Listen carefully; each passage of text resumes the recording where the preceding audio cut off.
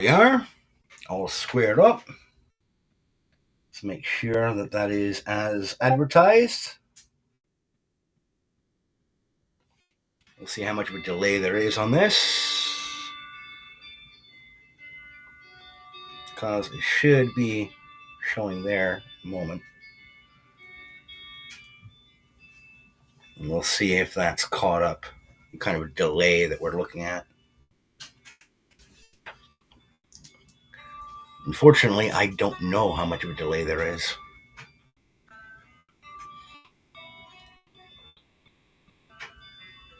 And if you're wondering why there's a pause there, on my phone, I've got the stream up on Rumble so that I can see where it cuts in. And that will, at least for me, let me know what kind of a delay I'm looking at. This is showing live right now on here. There we go. Clearing that out. And hopefully it's not too big a delay, but we shall see. Because it's looking right now like it might be a full minute or a full 2-minute delay. I'm wondering if it's going to go through the entirety of the placeholder video before it will flip over to live. Because it's looking like that might be what happens. It should be interesting for me. I'm just tampering with it to figure out exactly what the shift is. Perhaps I should have done that at another time, as opposed to when I'm planning on doing a live presentation here. Kind of shot myself in the foot a little bit with that. But learning curves, folks.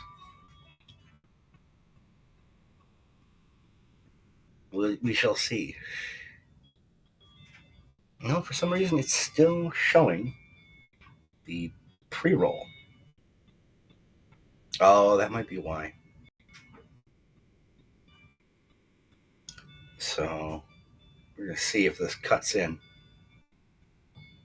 I think it will. Kind of hope it will. Because right now, as you can see, I've got it up on my Rumble app, and it's still showing the pre-roll. 2 minutes and 30 some odd seconds here.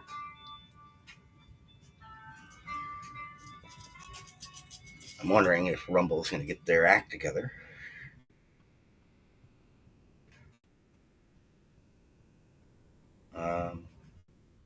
Now it's showing something completely different. We'll see how long this goes on for. What kind of delay we're looking at. Got a commercial first, okay. An unskippable commercial. What the hell, Rumble?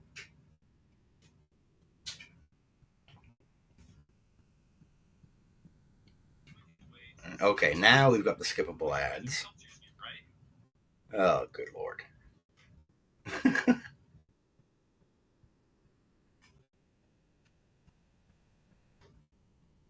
we've got the skippable ads. All right. So now we're on like a 15-second delay. All right. Well, kind of knew that was going to be a bit of a fumble, but hey, do what we can. All right. So now I can turn that off.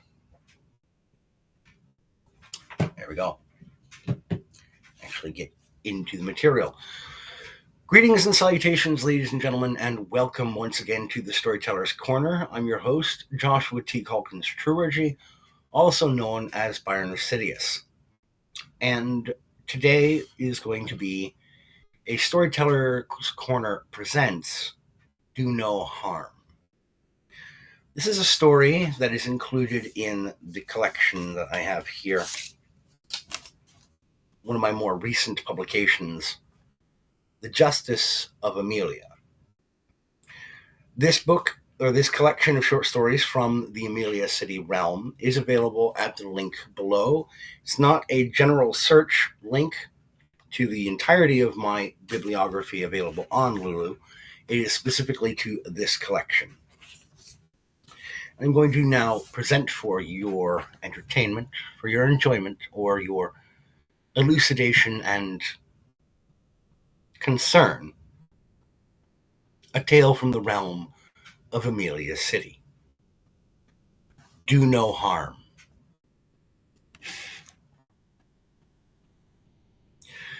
The rain pattered down at an angle steadily, not a harsh downpour, as it had started off a couple of hours before, but more like a trickle.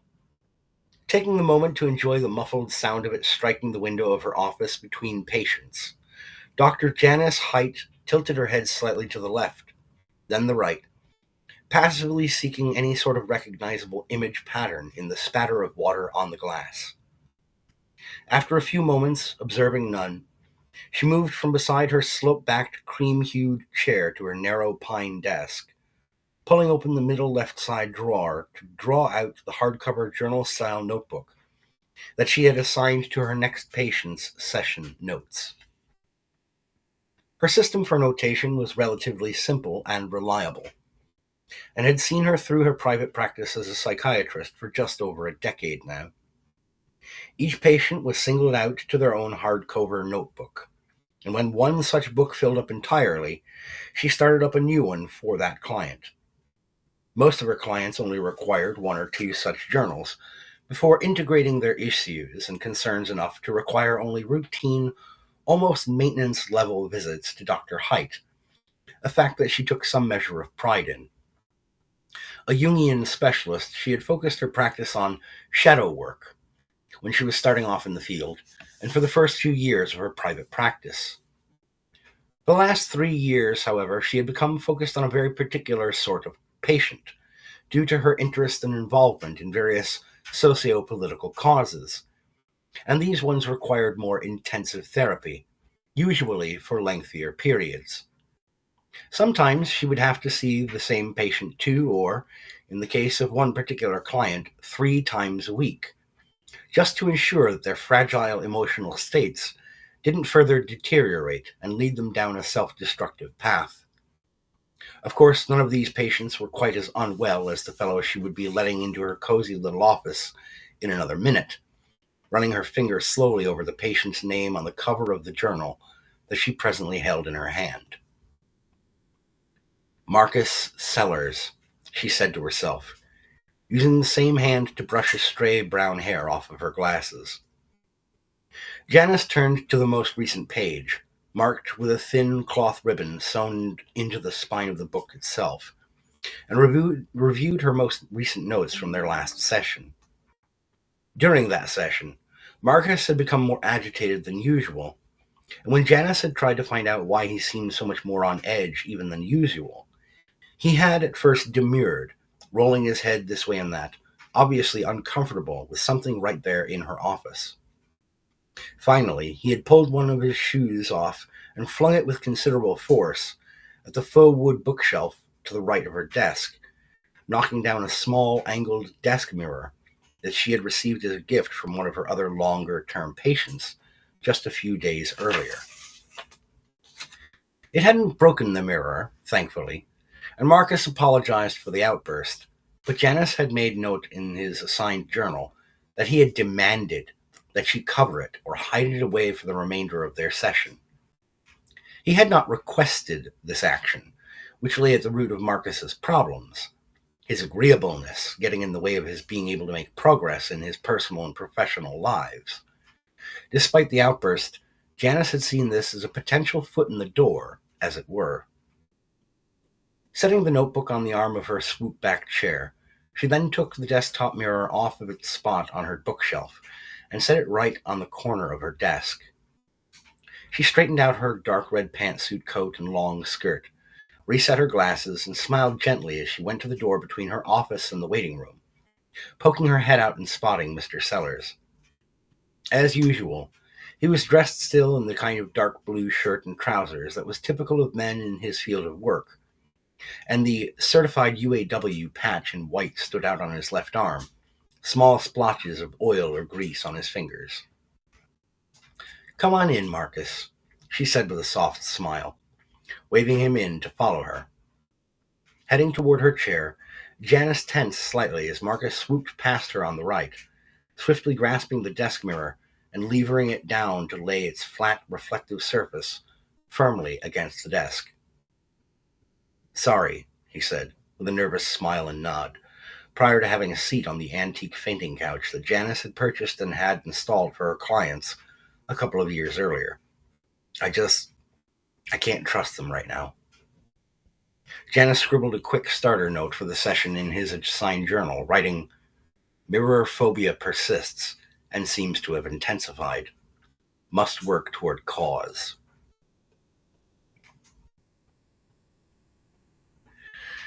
2 clients later, Dr. Janice Haidt took the chance to respond to a handful of emails, mostly from colleagues in the field who were looking to get her take on some of their own patients, if she had the spare time. These were of the sort she had in recent years come to specialize in, the sort whom she had tended to between Mr. Sellers and her current break in the day's schedule. She only had one more patient on her appointment book for the day, and when the fourth of her emails turned out to be from said client asking to reschedule, she realized that she had the remainder of the day to herself to consider more in-depth replies to these colleagues. The patients in question, her recent specialization, were young adolescents struggling with identity crises and gender confusion issues, a subject she found both currently relevant and interesting sociologically. She assembled a few short but carefully considered responses to her colleagues, then turned her attention to a message from Abby Hartman, an acquaintance who worked out of Amelia County Memorial Hospital.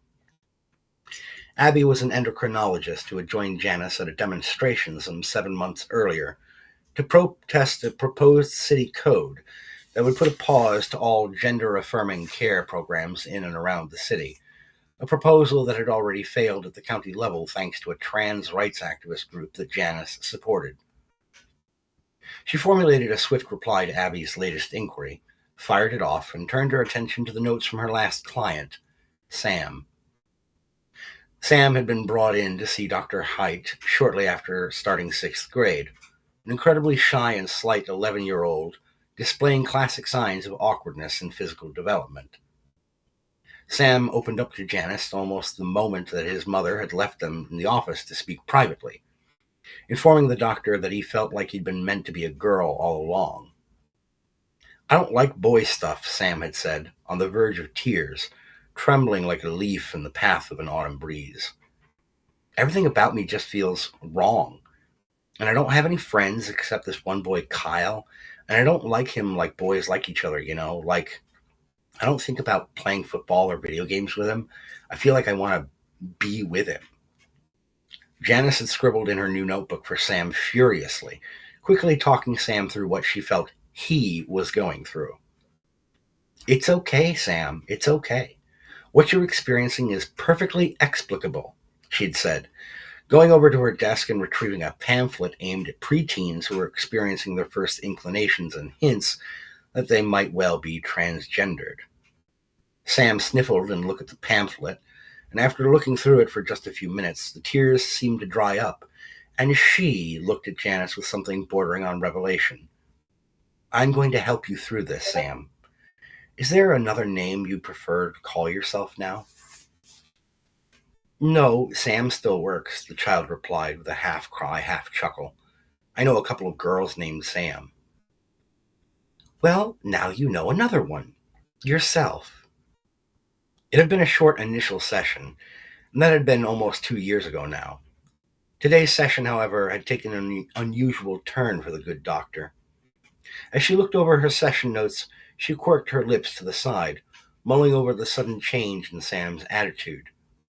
The girl had been telling her about the abrupt ending of her friendship with Kyle, the boy she had been seen as only a good friend prior to the start of her transitioning. She had been thoroughly upset, borderline devastated by the development, and Janice had tried explaining to her that all relationships go through periods of tumult and adjustment as people learn and grow, coming into themselves as fully realized individuals over time. "Yeah, maybe," Sam had said, pausing to blow her nose, head lowered. She brought her head up slightly, glowering up at Dr. Height through her bangs with a scowl. And maybe that doesn't matter to you because you must get a nice kickback for putting me on these fucking drugs. It had been delivered in an unexpectedly hostile tone, one that Janice hadn't heard since she had begun divorce proceedings against her ex-husband 12 years earlier. Even the look in Sam's eyes had reminded her of Jack, the way he had looked at her across the island in their former home kitchen as he looked up from the papers that she handed him. She had tried to handle the accusation calmly and evenly. "I think you may be speaking from a place of deep hurt right now, Samantha," Janice replied after a moment. "And I want you to know that I understand. If you feel the need to lash out at someone right now, I present a sensible target. You and I share a therapeutic relationship, not a familial, professional, or friendship one." Sam had not responded to this, though her tangible aura of contempt and anger had subsided some from there. The patient had volunteered nothing further for the remainder of the session, which had blissfully only been slated for half an hour. Those last 7 or 8 minutes, passed in utter quiet, had been painfully awkward. Now, looking over the session notes, Janice jotted down a quick follow-up note for herself to contact Sam's mother and schedule the next appointment sooner than the usual once per week. To attempt to repair any lingering damage from this session, she would want to move quickly to re-engage and move past this upset. When the day's work was done, she headed out to the waiting room where her secretary, an amiable if somewhat reserved middle-aged woman named Melissa, sat at her desk, reading through what looked to Janice like a website devoted to the history of psychological experimentation. "Melissa, you can head home for the day if you'd like," she informed the secretary. "My last client for the day had to reschedule." Melissa smiled at her and nodded, then appeared to copy the web address on her laptop screen onto her phone's web browser before being shut down. "Don't forget to lock up," Janice called over her shoulder as she exited the suite. Her office was situated in a small, single-story quadplex, with one of the other offices belonging to a financial advisor, one to a two-man law firm, and the fourth remaining unoccupied for the last year and a half. Previously, it had been the office for a housekeeper's agency. Heading out of the building and to the tiny parking lot, she made her way to her humble dark blue Honda Civic and started heading home.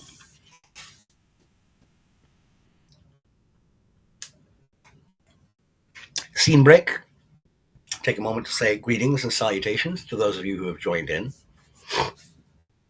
We are presenting Do No Harm, which is a story from the collection The Justice of Amelia, which is available for sale in the description down below.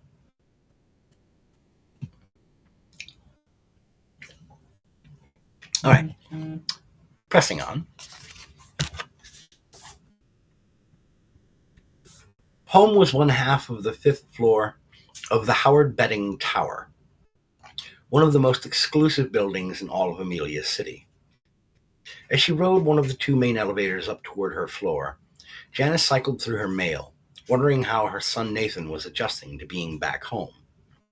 He was 15 now, and had been moody and withdrawn since returning from his father's home the week before the school year started just a month earlier.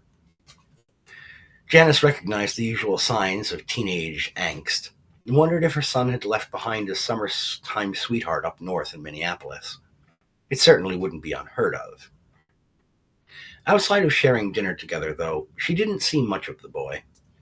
Rangy and gangly like his father had always been, Nathan was quite possibly the only person in Janice's day-to-day life who she had, for years, carefully avoided psychoanalyzing. It had been a piece of advice that she carried from her own mentor years earlier at medical school. Quote, "Analyzing one's spouse is an almost second-nature thing, something you will do without meaning to, and it can serve you well in the maintenance of your relationship. However, if you ever have children, you want to maintain a healthy and respectful connection with them, then avoid doing this psychoanalysis to them whenever possible. If they recognize what you're doing, they may well end up resenting you for it." Janice had tried, yes, though she had failed to always keep this advice in mind over the years of Nathan's upbringing.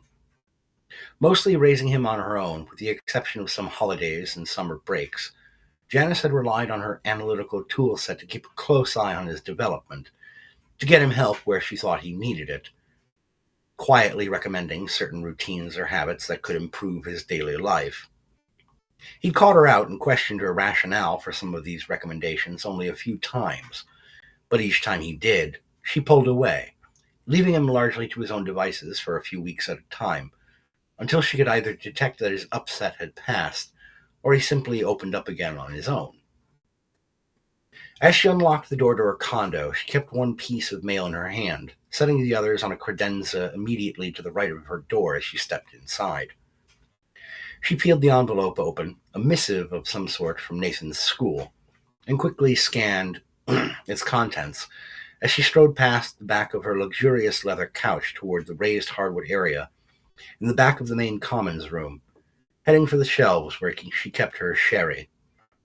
It was nothing immediately vital, just a reminder that his tuition was due for the first quarter of the following week. Matthew's Academy liked to ensure that their balance sheets were nice and tidy, and all things were paid for well in advance. Janice poured herself a small drink, used her phone to head to the school's website, and made the tuition payment online.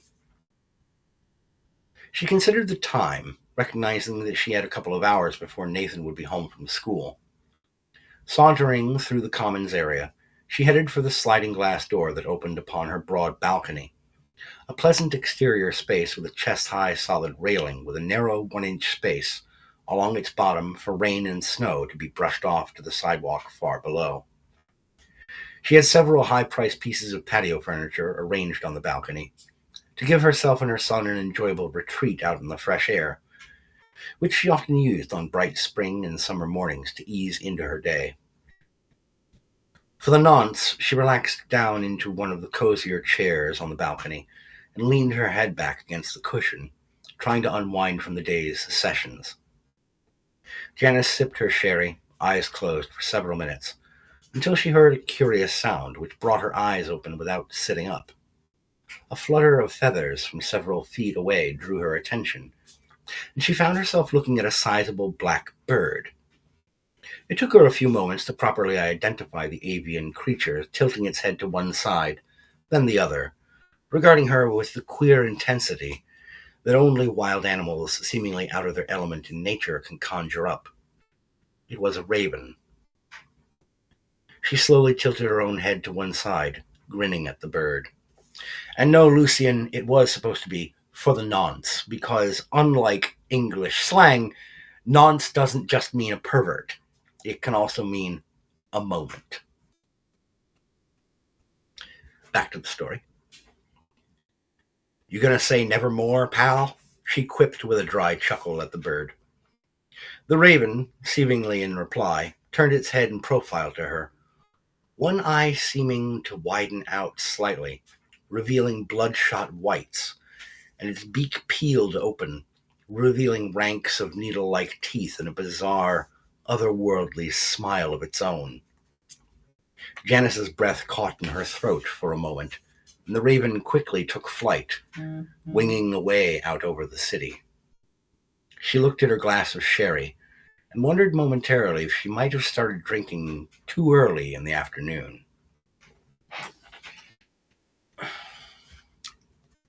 Scene break. "And how did you come to this conclusion, Marcus?" Dr. Height asked a couple of days later, her patient's notebook open on her lap once more, pen tapping lightly on the pages. The middle-aged auto mechanic had called her office the day before in a near panic, demanding an impromptu therapy session as a result of some incident that he would not describe in any detail to her secretary. Given that Mr. Sellers' delusions seemed to have been becoming increasingly disruptive to his ability to function in his day-to-day life, Janice had agreed to squeeze him in between a couple of other clients this one time. "This," he said, rolling up the left sleeve of his work shirt, showing her a crude medical bandaging wrap that had already begun to show signs of bleed-through. "I'm telling you, Doc, This wasn't some dream or some nightmare. I went through that mirror, and there were things on the other side, things that tried to kill me. Janice scribbled down a couple of quick notes and took out her prescription pad from its place under the notebook on her lap, quickly writing out a script for 3 milligrams of risperidone for Mr. Sellers. I wrapped it myself. I didn't want to miss a day of work at the shop. We've got a lot of jobs right now, getting kind of backed up since Tom quit. Marcus, I want you to consider for a moment that whatever happened here, it wasn't actually real, Janice said slowly, evenly, hoping to bring down some of the panic in her client's eyes as he sat hunched forward on the fainting couch across from her in the office. It could well be that what you experienced is what is known colloquially as a very intense, lucid dream, one in which your body physically got up out of bed and did something in order to simulate or create the circumstances that arose during the dream. What exactly did that to your arm in this dream, for instance? I don't know how to describe it, he stammered, his eyes darting back and forth. It was like a really big house cat, but it had little tires on the ends of its legs instead of paws, and a butcher knife like growing out of the end of its tail. That's what cut me. That's what it cut me with. Its tail, he said, his lower lip quivering. Janice took a quick note. And did you find anything when you got back to your side of the mirror in the dream and woke up that might explain how the cut happened? Mr. Sellers blinked rapidly at her and seemed to slouch somewhat, as though realizing that, yes, there was a simpler explanation. Yeah, actually. One of my folding knives was on the floor next to my bed, he said, letting out a long sigh of relief. He lowered his head into his hands, shaking it slightly. I don't know what the hell's going on with me, Doc.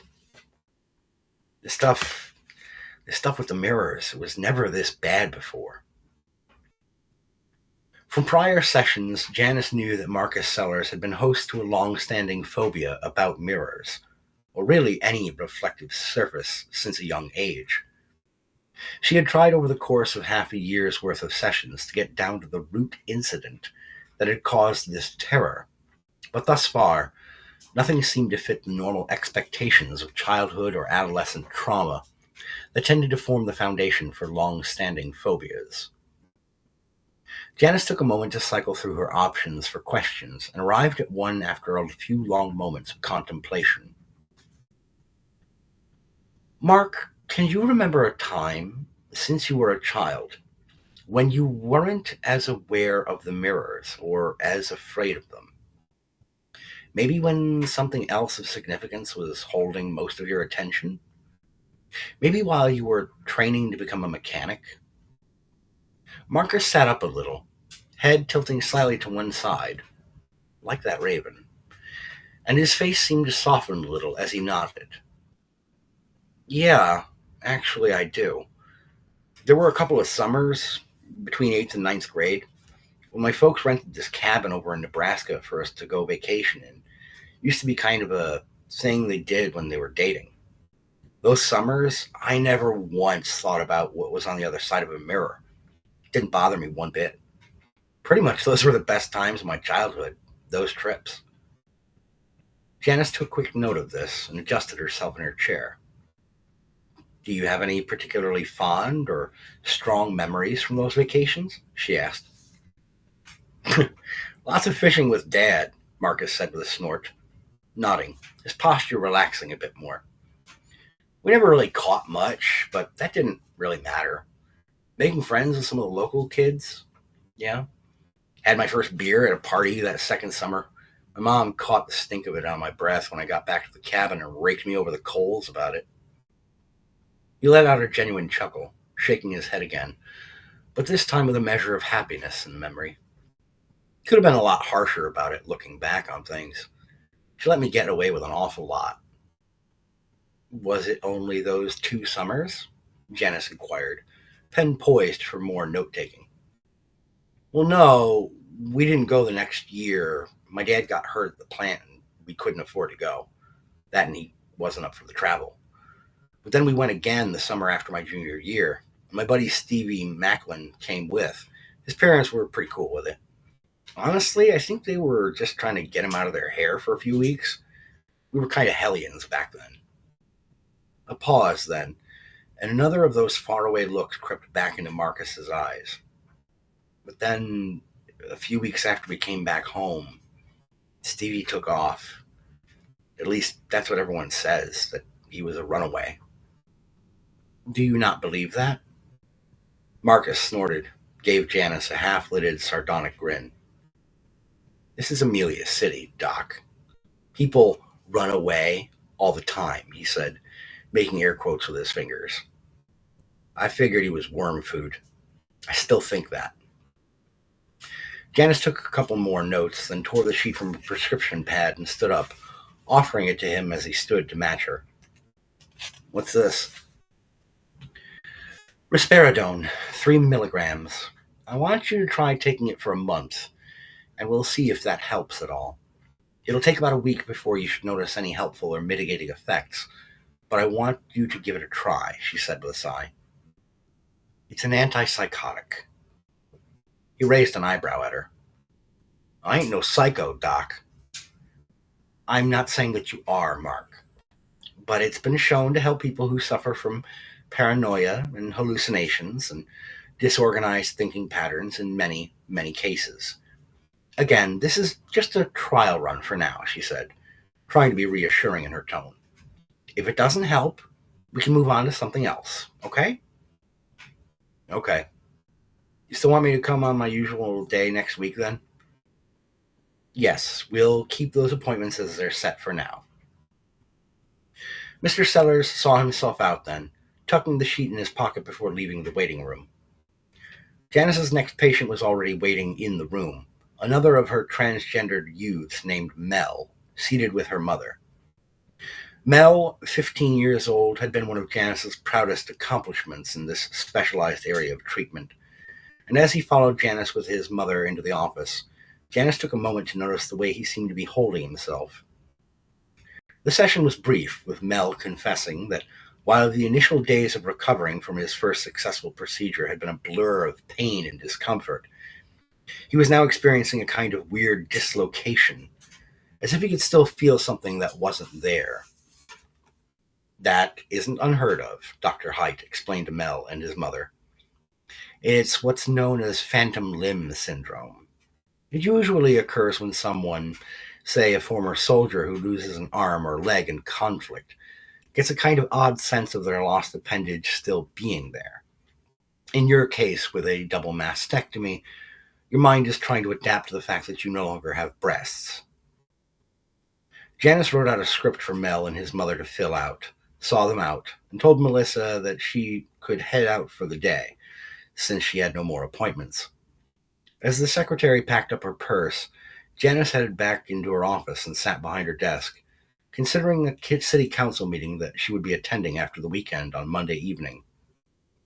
As she went over a set of notes that she had written up to read to those present at said meeting, she heard a short, sharp tapping on her office window, and she looked up, spotting a bird perched on the windowsill.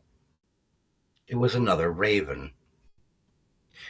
Janice had almost completely forgotten the one from her balcony a few days before, and as she looked at this black bird, she found herself admiring the sleekness of its feathers as it spread them out a few times, tilting this way and that, and slowly stepping a few paces in either direction along the narrow sill. She grinned toward the animal and said, Aren't you a curious one? I think I met a cousin of yours the other day. The bird, seeming to hear her, drew its wings tight against its sides and peered directly through the glass at her. Not likely, the bird replied, before abruptly taking flight away. Janice just blinked rapidly at the spot where the bird had been, wondering momentarily if perhaps she should go ahead and write herself a script for some risperidone.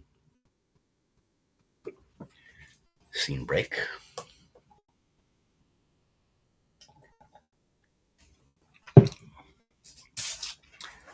Taking a brief moment, set aside, have a smoke. I seem to have lost a couple of viewers who very well probably or possibly think that the tone of this story is in favor of the good Dr. Height's profession and opinions. You should come back. You'll hear the story.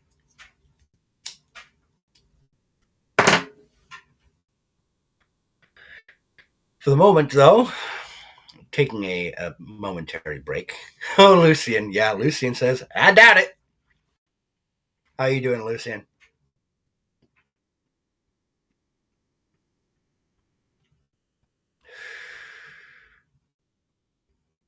Well, this is where you might have an advantage over certain other viewers or listeners or readers of my material, Lucian, in that I'm pretty sure you're already familiar with the tone of the current crop of Amelia City stories. I'm doing all right. You may be wondering, oh, this is Wednesday morning. Josh, where's the deep dives with Brother Cortex? We are shifting our kind of balance of schedules, and we are not going to be doing deep dives unless we come to a mutual agreement on something that we're going to be diving deep into. The deep dives is kind of going to take a back seat or go on the back burner, and we may only end up doing one of those per month for now, if that much. Cortex and I are trying to kind of delineate and figure out what we're going to really drill down into hard. And the dives are going to become more focused. So there are going to be fewer of them. But in the absence of the deep dives, I figured I would come on here and share a story. Because why the hell not? Besides, I enjoy presenting these tales in the written form as they originally appear, but I also like presenting them out loud. And folks, if you're watching this on the replay and you're enjoying the story, it is included in the Justice of Amelia, which is, again, available at the link in the description of this stream playback or video. Just taking a smoke break.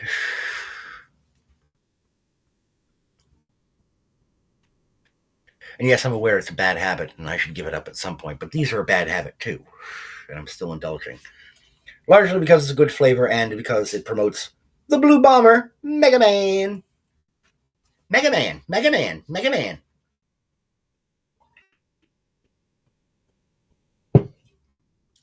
I do enjoy a classic Blue Bomber.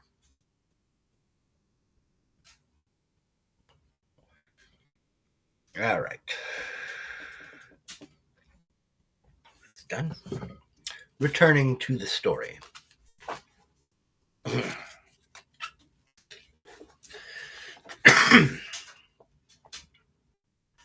Saturday morning, and the city below and before her made Janice Height wonder if perhaps she had taken for granted the fact that cities really weren't intended for people to live in long term. Whoop, whoop, whoop, whoop. Don't read out loud. Well, to call back to when I talked with you after I had read this story, still think she gets off too light. Oh, okay. Now, wait a minute, Lucian, are you recommending that I not read this out loud?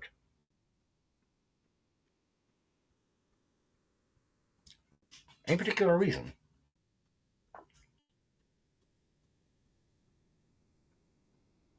Yeah, I know.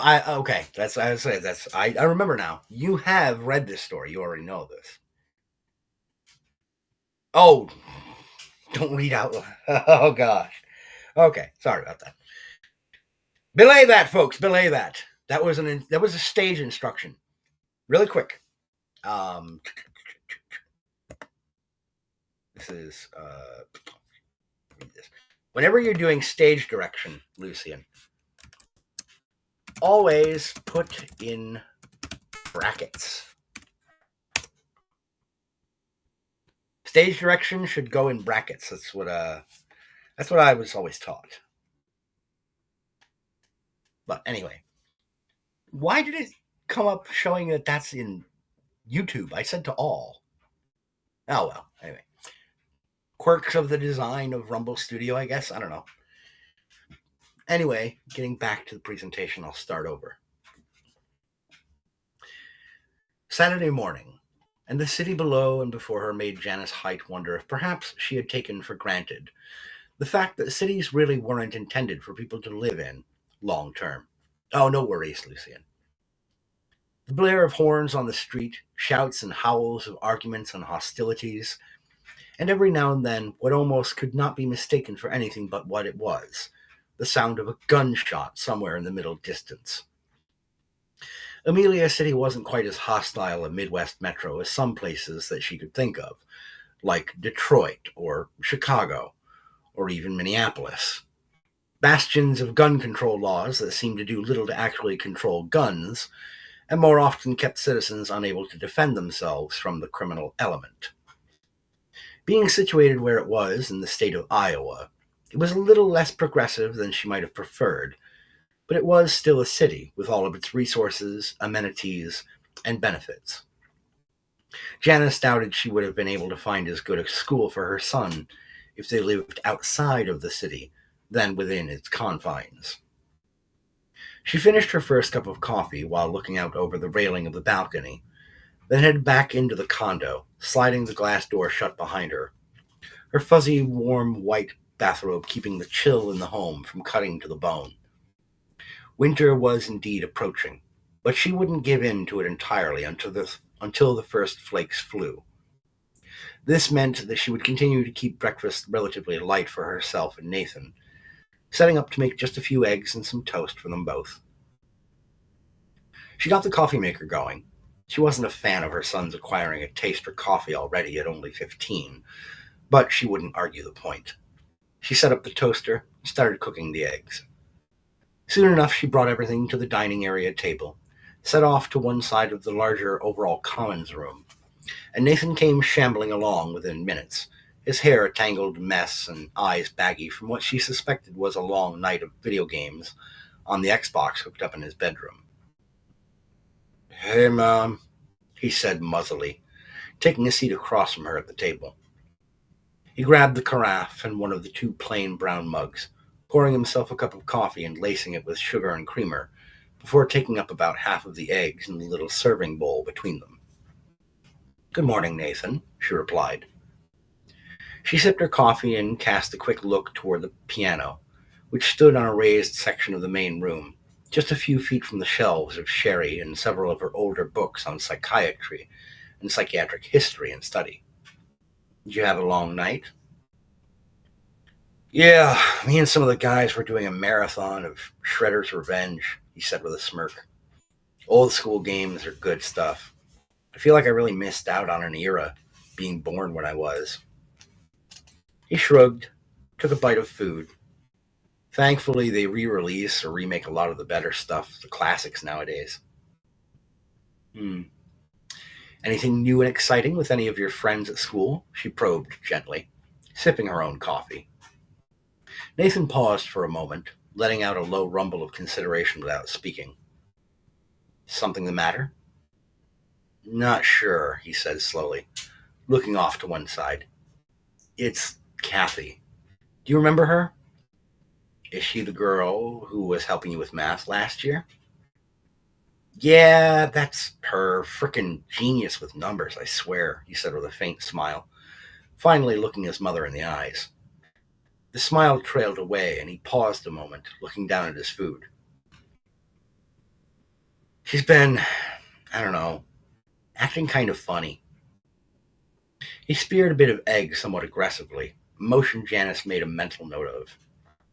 Clearly he's upset about something here, she thought. "Funny how, Nate?" He took a bite of toast, chewed slowly, then gave his mother a quick glance. "I guess the best way you could say it would be like, she's acting like a dude, you know?" he finally replied. Before she could consider any other explanation, Janice, thanks to her specialization in the last few years, offered her immediate, almost automatic answer. "Maybe she is a dude, Nate," she said, taking another pull of her coffee. "It's certainly not unheard of for someone around your age." Her son rolled his eyes at her and shook his head, sitting back in his chair, arms quickly folding over his chest. "Oh, that's crap, Mom," he groused. "And that's your father's attitude, that right there," she shot back, feeling her temper quickly rising. "No, Mom, it's understanding the basics of biology," he retorted hotly, shooting to his feet and grabbing his coffee mug, turning to walk away from what little breakfast remained on his plate and his mother. "Don't give me your spiel when it comes to my friends, Mom," he added, stalking away from her. "And you don't give me a knockoff version of your father's toxic male attitude, young man," she snapped back as he disappeared down the hallway, back toward his bedroom, slamming the door to bring their sudden argument to a close. The moment the echo of his closing door faded, bringing the condo to near total silence, Janice let out a sigh, slouching in her seat as she tied her bathrobe shut over her long shirt and black fuzzy pants. She'd known full well how her ex-husband felt about her practice, his overall respect for the field of psychiatry, but his rampant and firmly held disdain for the topic of gender-affirming treatment and care, which he called butchery. She hadn't realized that this perspective had bled over into their son, however, a boy who she had always thought of as being more open-minded than that, especially given the more progressive attitude of his generation as a whole. She determined to have a talk with Jack about this when she had the chance. Scene break. Greetings and salutations to those of you who have joined the program on Rumble. Always good to have you. "He hasn't mentioned anything about her to me," Jack replied a couple of hours later over the phone. Nathan had finally come out of his room an hour after their tiff, but only to inform her that he was heading over to his friend Stevie's place and bolting out of the condo, likely to be gone for most of the day.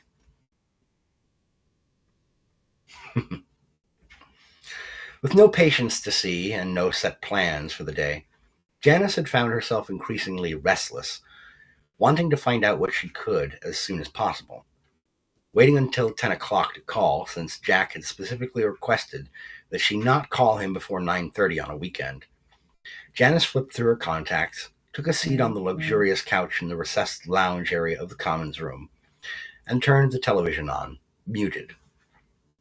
When Jack picked up, there was a minute or two of polite, if somewhat strained, small talk, before Janice dove in and asked after this Kathy girl and Nathan. "Nothing at all?" "She's the girl who helped him with his math work last year," Janice added.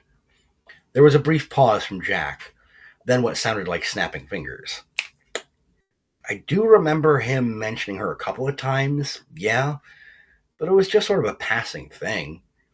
I think he might have had a bit of a crush or something, but that wouldn't be out of the ordinary. She helped him with something that he needed help with, so he developed some kind of affection or attachment to her. Isn't there a word for that in your profession? Transference, I think it's called." "If their relationship was a therapeutic one, yes, that would be the proper term," Janice replied. "Where did you pick that up?" "The department's in-house shrink," Jack replied with a snicker. "I had a righteous shoot a couple of years back. Captain wanted me to see him for a few weeks before they cleared me to be back out on the street. He's a decent guy. But listen, Nate's a bit more like me when it comes to all that stuff, dealing with, girls," Jack said, and she could practically hear his shoulders shrug, as if this weren't a big deal. "Did they have some kind of fight or something?" "Not exactly, no. He's just worried about her. Says she's been acting strangely," Janice said, not wanting to get into the specifics now that she knew her ex-husband didn't have any additional information to offer her. "As I recall, that whole county has a thing for making people act strangely. It's a big part of why I got out when I could when we split up." "It doesn't hurt that law enforcement jobs paid a lot better up there at the time," Janice offered playfully. Jack let out a little laugh on his end. No, that certainly didn't hurt. Listen, if he brings it up when he calls me tomorrow, I'll let you know, okay? Nate's a good kid, though, Jan. Maybe he's just worried about her, given what happens to some people in Amelia. Anyway, I gotta go. There's not many decent days left for fishing before old man Winter dicks me over. He hung up then, leaving Janice to stew on the situation with her son's attitude. She cycled through her available television options, settled on catching up with a show that she had recently taken an interest in, and unmuted the set as she settled in to relax. It maybe wasn't the worst thing in the world, she mused, to let the subject cool off between herself and her son.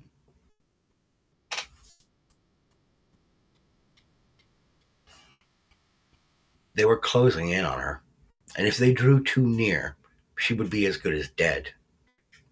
Sweat streaking down her forehead, heart racing, she pelted as fast as she could down the narrow street, a street she didn't know, didn't recognize. Vaguely, she was able to discern that she was in a suburb of some sort, a street lined with trees and long fences, and towering arc sodium lamps every 20 yards or so, half of them flickering as though dying. She looked back over her shoulder, spotting her pursuers as they sloshed along after her. Vaguely humanoid in shape, they shimmered in the night, the radioactive sludge that composed their likenesses, sloughing off in drips and clumps, yet never reducing their overall size and form as they chased after her. Here and there they flung chunks of the glowing material after her, the substance hissing and burning through everything it touched. "Get away from me!" Janice screamed, still running as fast as she could, yet seemingly unable to put more than a couple of dozen paces between herself and these toxic slime creatures.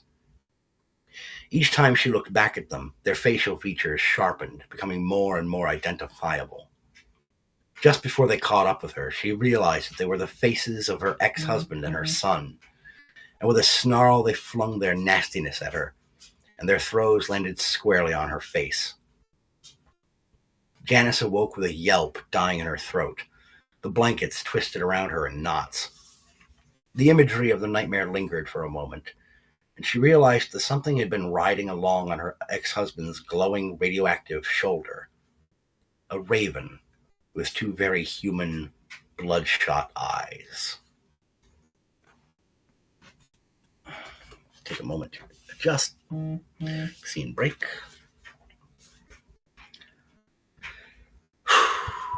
Oftentimes, these children feel that their teachers are the only adults in their lives who can completely be trusted and confided in, Janice continued, addressing the members of the city council the following evening, reading from her notes.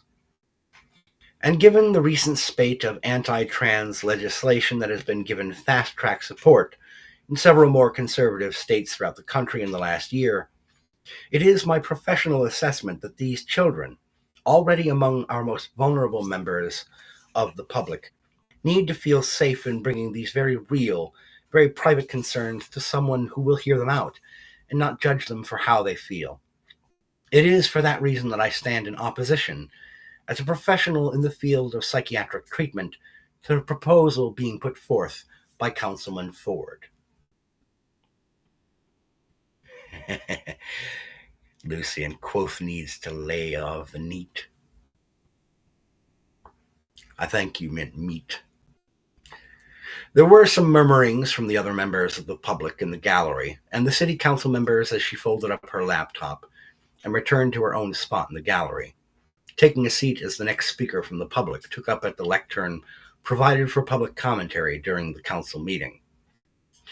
Janice recognized him as James Quentin, a local reporter for the Amelia Chronicle, a county-wide news website that had gone from print to digital just a few years earlier.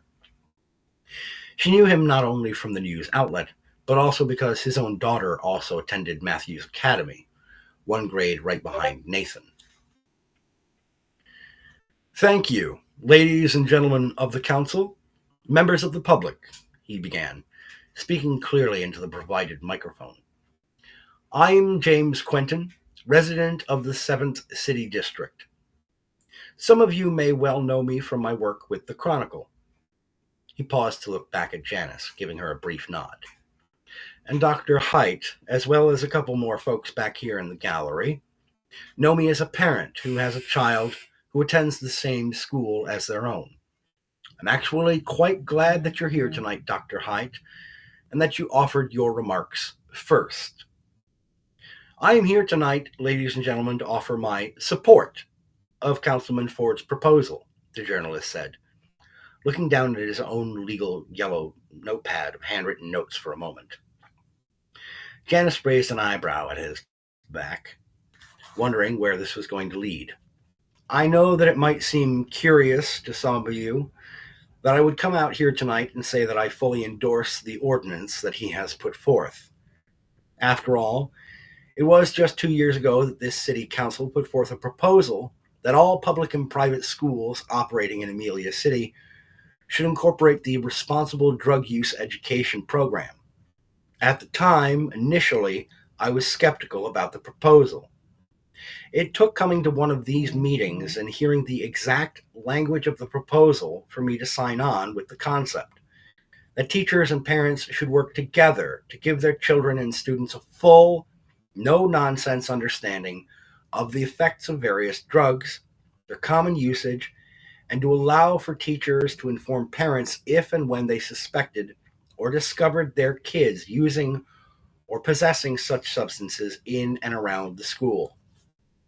At that time, I thought the phrasing that Councilman Ford used to promote that program was quite apt, Quentin said, flipping to his second page of handwritten notes. To quote, "When we promote an environment of openness and transparency, sharing vital information between students and parents regarding the well-being of their students, everybody benefits. By eliminating secrets, we ensure the growth and potential of those children is fulfilled, and they are kept safer," end quote. I believe this same rationale holds here. By requiring that teachers and staff inform parents about issues surrounding their children's gender identity confusion and or sexual identity questions, as well as behaviors that would indicate such perceptions, we will help foster an environment that focuses on time-tested and professionally relevant treatments and therapies that may not end up resulting in the application of unproven medical procedures or chemical interventions, sometimes delivered behind the backs of those very same said parents. Thank you, he said, tucking his legal pad under his arm and turning around to return to his seat in the gallery. To Dr. Janice Height's dismay, not only did most of the people seated in the gallery begin to applaud him, but 3/4 of the city council rose to their feet and did the same. A few minutes later, the vote was cast and the citywide ordinance was announced as effective immediately. Scene break.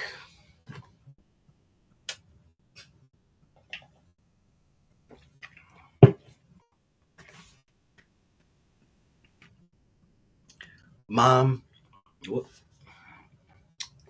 Lucian, it's the suit hard not to see him kicking back with a dram or two. Quoth you mean. Mom, Dad, please, the kid said softly, eyes aimed down at the waiting room floor. I want to do this part by myself. Janice stood in the doorway of her office, watching as the slight, waifish adolescent awaited their parents' approval. With a hesitant nod from both finally coming several moments later, Janice led the youth into her office, letting the soundproofed door click shut as she headed to her usual swoop-back chair, indicating the fainting couch for her newest client. "So, Jack, is it?" she began. The kid nodded, hesitated, then shook his head. "Your parents told my secretary they were concerned with some of your recent behaviors," Janice continued, noting for herself the boy's long-sleeved thermal shirt, the choice of a dark-colored garment.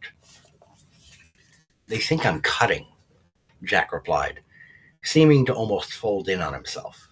"But I'm not. I've read about you Online. What you specialize in? He said, taking a chance to look up at her briefly. And I read online this morning about the meeting at City Hall a few nights ago. I was going to talk to the school counselor, but that's not an option now. So I used one of my dad's box cutting razors and gave myself a couple of nicks so that they'd poke around. Janice took a couple of quick preliminary notes in one of her own yellow legal pads, a common measure she took before transferring initial notes into a client notebook, in the event the person didn't end up being a long-term patient. That's clever, Jack, though I'm not sure I necessarily approve, Janice said evenly. Deception is a destructive behavioral pattern, though I suppose I understand why you might have felt it necessary in this case. How did you convince them to bring you to me? I told them that one of my friends comes to see you, which is true, actually. Mel Collins? Janice hesitated and said nothing for a moment. I'm not legally allowed to confirm or deny who my clients are to anyone without a legal order. Jack waved her off with a slight flap of one hand. Sure. Listen, I was wondering if you could maybe help me without my folks, figuring out what exactly is going on. Janice cocked an eyebrow at the kid, her pen poised over her pad. And how exactly do you think they would react if I did that, and they did figure things out, she replied. A perfectly valid question. Jack shrugged. I love my folks, Doc, but they're no geniuses. If you prescribed me something that could help, they wouldn't have any idea. Janice appreciated the child's situation, and moreover, certainly admired the obvious thought that they had already put into the request for her assistance in this matter. Thanks to the black letter of the law, she didn't really have to tell Jack's parents about anything that was said in the office, and if they didn't do research on a prescription, well, that wasn't Janice's fault, now was it?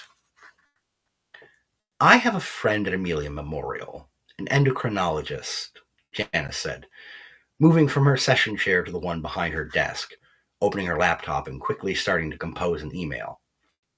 I'll have her send me a quick email, which I'll print up here, and present to your parents along with the prescription. That should allay their concerns, and we can get you started down the path that's right for you.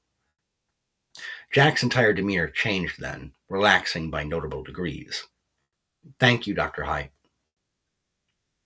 Half an hour later, Janice returned with Jack to the waiting room, handing over the printed email and script, explaining to the parents that she thought what was happening was a common enough situation, and that a colleague at Amelia Memorial had been helping her treat disorganized and self-harming ideation with some new hormonal treatment programs. The parents struck her as intensely grateful for the guidance, and promised that if they felt that Jack needed further attention, they would set up a follow-up appointment. Her last appointment for the day, Marcus Summers, walked through his appointment with her in something approaching a muffled haze, telling her that the drug she had given him seemed to be working throughout much of the day, but explaining that it seemed to wear off throughout the day, and that his dreams had begun to swing repeatedly into nightmare territory, often incorporating mirrors within their imagery and tone. I wanted to smash the one over my bathroom sink the other day, but I can't. I don't own my home. I'm renting an apartment, he said with a melancholy tone. So for the time being, I've just got it covered with a towel. Janice told him to keep a record of these dreams and let him go, not wanting to adjust the dosage just yet, not until some more time had passed. She let Melissa head out and determined to go over a few more of her notes before heading home to wait for Nathan to get off from school.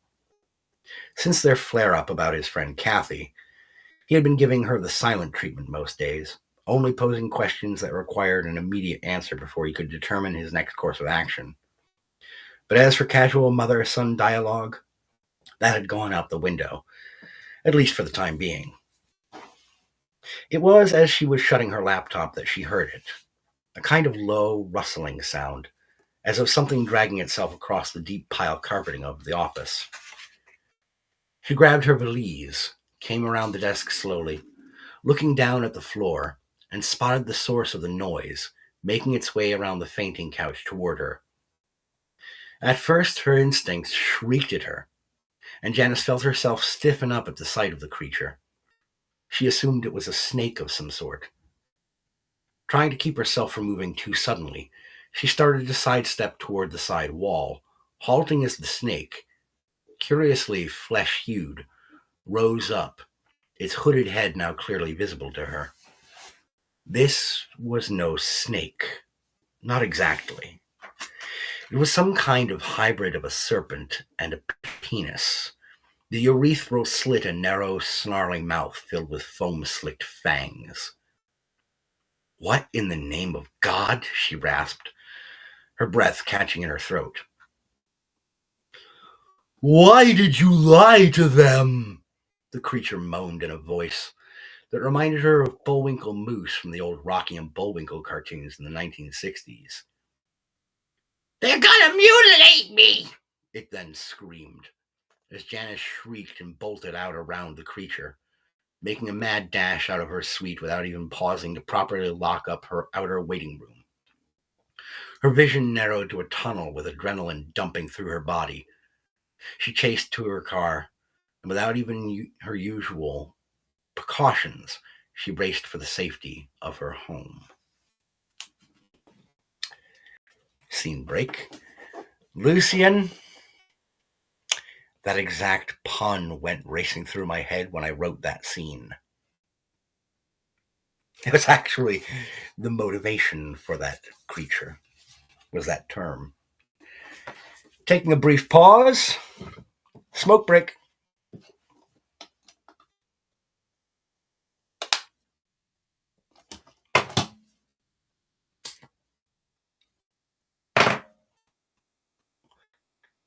To the other folks watching on Rumble and to our one viewer on YouTube, by all means, feel free to add your commentary or questions. Taking an opportunity to have a smoke and take a breather, as it were.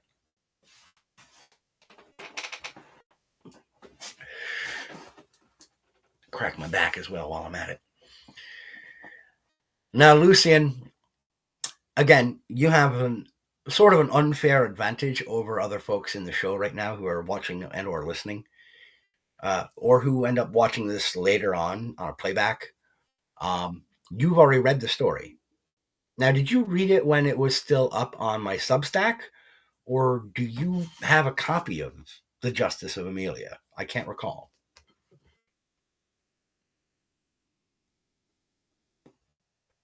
Because there was a while there, folks, where this story was available for free reading on my Substack. But when I decided to go ahead and push forward and publish this collection of short stories, I took the story down. That's right, I forgot. You do have a copy of it. That's right. I'm sorry, Lucian. My brain's a little scattershot. My memory is a bit hazy.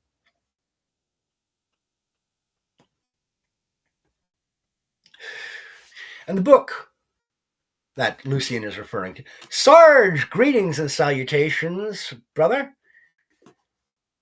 Good to see you. Late to the party, but always appreciated and welcome to come in here, Sarge. I unfortunately can't go all the way back to the beginning of the program because we're already quite a little bit of ways in here.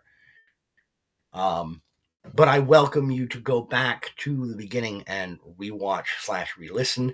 Belgian Dan, medicated, lubricated YouTuber, has decided to join in as well over on YouTube. Good to see you, Dan. During this smoke break. Good timing on saying hello, Sarge and Dan. Good to see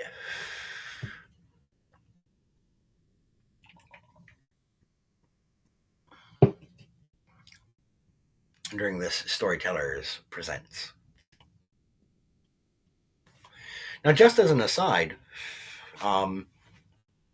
since Brother Cortex and I are not going to be doing weekly deep dives going forward, we're only going to be doing those with plenty of plotting and planning and scheduling in advance.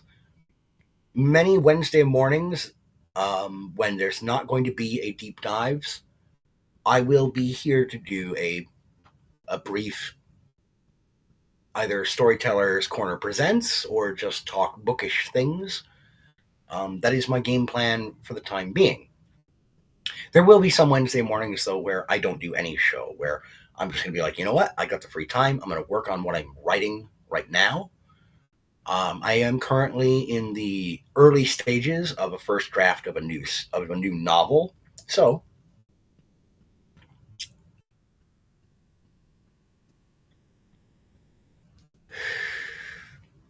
oh, you got what? You got arrested in Rochester? I'm gonna have to check that out. I'm gonna have to see that at some point. 1990. Good God, I was 8 years old.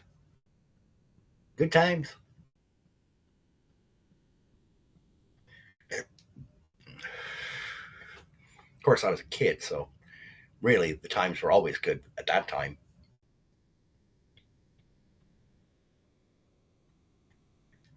So, we'll get back to the story in just a minute, folks. I don't want you to think that story's over. She had a nightmare and now it's all over. No. Amelia City doesn't just give you a nightmare and send you on your way. No, no. Amelia is about far more than that, my friends. As those of you familiar with the workings of the roads through Amelia are familiar with, let us get back to it, shall we? And again, this is Do No Harm, a story from the short story collection The Justice of Amelia, available for sale at the link in the description below. Let us proceed. 3 glasses of sherry later, she felt a little more stable and was able to write off the incident at her office to a stress-induced hallucination and little more. The severity of some of her clients' cases was simply getting to her. That was all. Particularly Mr. Summers, she reasoned. That, and, well, this is Amelia City. Things get weird here, she thought. Janice opened up her email as it dinged her. A quick message from her secretary letting her know that she had a request from a potential new client for that Friday. A professor from the Amelia campus of the Iowa State University system. Janice sent off a quick approval after checking that day's schedule, then settled in on the plush living room couch to watch some mindless show on one of her several, too many, really, streaming services. The daymare, indeed, Dan. A few episodes into her program, as Janice was enjoying her 4th sherry, she spotted some kind of movement from the corner of her eye, accompanied by some kind of wet slapping noise. Please, Nathan, if your shoes are wet, remember to take them off by the door, she said, without looking away from the television. L.B. Weaver, good to see you, brother, and I am thankful that you love Amelia City. There came no response, but she heard the bathroom door down the hallway clap shut, roughly. This silent treatment can't last forever, she thought. As the current episode of her show came to a close, she sat up and turned to face the condo's front door as it opened, revealing her son coming home. Hey, Mom, he said, using one foot to kick off the opposite shoe, then the other. What's for dinner tonight? If he just got home, who the fuck is in my bathroom? Janice thought. The alcohol's previous relaxing effect vanishing quicker than a politician's promises once the election was called in their favor. Pizza from Moretti's, she quickly lied, standing up and heading over to the dining area table to grab her purse, swiftly retrieving her debit card and bringing it over to Nathan. Could you go pick it up? Sure, he said, slipping his shoes back on. We haven't had Moretti's in a while. Hey, do you mind if I stop by the 7-Eleven too on the way there to grab some soda? That's fine, she said, mentally willing him to get the hell out, away from whatever psychotic might have broken into their home just a few minutes earlier. She stood by the door until she saw the elevator door across the hall shut and begin its descent, then rapidly retrieved her cell phone and punched in 911, not yet hitting the call button, as she grabbed the meat tenderizer from the kitchen and made her way toward the bathroom. "Whoever is in there, I'm warning you, I'm armed," she called out hesitantly. "And I'm calling the police right now unless you get out of my home." There issued from behind the bathroom door, a soft, barely audible whimper and sobbing. Janice said nothing for several moments, then added, "Whatever it is you're after, if it's drugs, just take whatever you want in there and get out." "What's wrong with me?" said a familiar feminine voice from behind the bathroom door. "I'm a freak, Dr. Height." Janice froze, identifying the voice quickly now. "Mel? Mel, is that you, sweetie?" Her grip on the meat tenderizer loosened a little, though she kept it in hand. Even the gentlest patient, in the grip of a panic or psychotic episode, could prove dangerous. "Honey, whatever's the matter, I can help you through it, okay? But you really can't just come barging into my home. I'm your therapist. This is a bit of a breach of the boundaries of our relationship as doctor and patient. Please, come on out of there," she said, reaching for the door handle. When she tried to turn it, she discovered that Mel had locked it from the inside. "Don't come in here! I'm hideous!" Mel barked, her voice teetering on the border between masculine and feminine. Please, just leave me alone." The voice now came through more masculine, the testosterone treatments helping make Mel present more like the boy that he had been inside all along. "I can't do that, Mel. You've broken into my home. I don't want to contact the police, though. Can I call your parents instead?" "They can't help me now," Mel said, though his voice sounded distorted, as though several voices were coming from one mouth. "Nobody can help me, Doc. And nobody can help you." The bathroom door tore inward with a crack of wood and the shriek of screws as it was ripped off of its hinges into the chamber beyond, and Janice Height found herself gazing upon a thing that defied the laws of nature.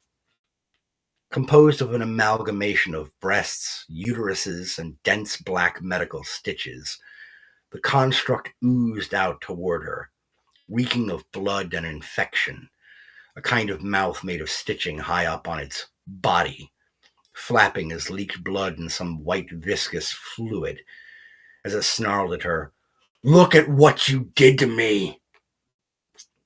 Janice managed to let out a deathly shriek just before she fainted.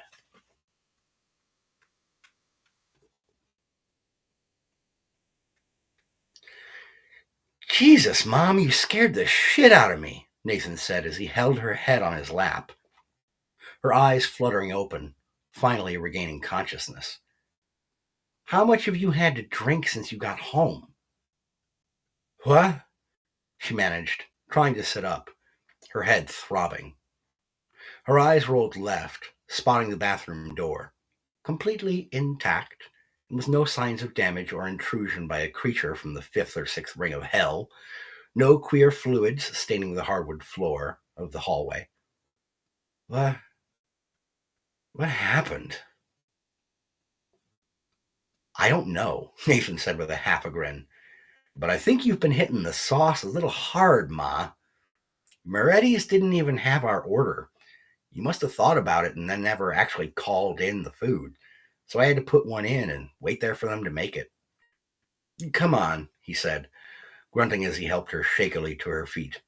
"Let's eat, then get you to bed, Mom." Janice wordlessly agreed, going through the motions of eating, observing that the meat tenderizer had been returned to the silverware drawer in the kitchen. When she went off to her bedroom to get some much-needed rest, she did so only after retrieving said tool and bringing it with her to bed. Scene break so I can catch up on the chat. Dear Sarge says, tranny killer? That never happens. Just glad there wasn't a school nearby. Weaver, hey, what's up, Sarge? When I just heard no one can help you, I thought, I don't like, but I love what I'm hearing. And Lucian made me think of a trauma film, but I've forgotten the name. But she did have the perfect weapon, though. I love trauma films, all right? We'll talk about that at some point, Lucian. Fucking love trauma. Back to the story. She felt terrible about doing it, but Dr. Janice Height decided that she needed to take a couple of days away from the office, shuffling her patients around as best she could, and opting to return to her practice that Friday. She would begin, she decided, with the new potential patient, Professor Corvus. While the familiarity of her usual patient's concerns might normally allow for her to ease back into things, she felt that the presentation of a new patient would grant her a breath of fresh air, a chance to perhaps address a patient with a diagnosis that might prove different than what she had been so strongly focused on for the last couple of years. Grabbing her yellow legal pad and writing down the client's name at the top, she approached the door between her office and the waiting room, opened it, and looked over to the lone occupied chair, hosting a middle-aged gentleman in a slightly frumpy tweed blazer and trousers, the blazer hosting a pair of worn black elbow patches, his hair slightly unkempt, horn-rimmed glasses perched near the tip of a rather lengthy nose. The professor looked up at her, his eyes an odd kind of gray, half-lidded, and he offered her a tight-lipped smile. Melissa wasn't at her desk, which Janice found curious. She stepped out just a few moments ago, the professor said, his voice tinted with the hint of some sort of accent. Janice couldn't quite make out if it was English or just New England old money. It didn't matter either way, but as the man stood up, she realized with a start that he was a rather tall and rangy fellow, an angular man who towered over her by nearly a foot.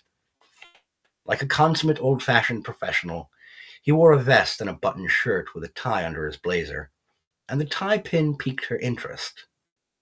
A little metal piece in the shape of 4 hooked blue claws, joined along their rounded tops by a single thick, horizontal black line. I presume to use the restroom, Dr. Height, was where she went to, he said with a nod, offering his hand to her. She took it and shook, silently surprised by the strength of his grip. Professor Corvus, she replied. Please do come in. She guided him into her office and indicated the fainting couch. She took her usual seat in the swoop-back chair, taking up her pad and pen. Astro Sweat, good to see you again. So, what do you teach at the university? Mythology and comparative religions, Corvus said. I've always been fascinated with stories of old, you see. The way they reflect the values of a people, their hopes and dreams. You'd be surprised how much you can learn about people by finding out what they consider sacred or holy. Our favorite bird pimp. Interesting, she said, taking down a couple of quick notes. She narrowed her eyes for a moment on his name as she had written it down at the top of the page. Your name is quite curious. Len? It's short for Leonard, he replied. No, your family name. I believe it's Latin, right? For a bird of some sort, she added, not quite able to put her finger on which avian. The professor gave her a wry grin, his eyes half-lidded behind his glasses. Indeed, it is a type of bird, which makes my situation, he said, casting his glance aside, somewhat peculiar. The professor looked down for a moment, took a deep breath, and finally looked up at her with a steady, stoic expression. I've come to you, Dr. Height, because it is my understanding that you specialize in identity issues. Yes? Janice adjusted herself in her seat slightly, trying to figure out what possible tie there could be between this man's family name and issues of identity. That's one way of putting my primary focus, yes. Why did that bring me to your attention? Because, Dr. Hyde, I do not believe that I am entirely human. I believe that I am a bird, trapped in the confines of this human-shaped body. Janice felt a spark of irritation lance through her mind, a spark which swiftly blossomed into a flame. She uncrossed her legs and sat up straighter in her seat, pen and legal pad quickly set aside on the small end table to the left of her swoop-back chair. Professor, did somebody put you up to this? She asked waspishly, rising to her feet. She planted her hands on her hips, the anger ratcheting up a couple of clicks in the back of her mind. Are you here to mock the vital work that I do here? Not at all, my good doctor, the professor replied, his voice taking on a subtle shift, a kind of momentary doubling, as if two voices were speaking from one throat.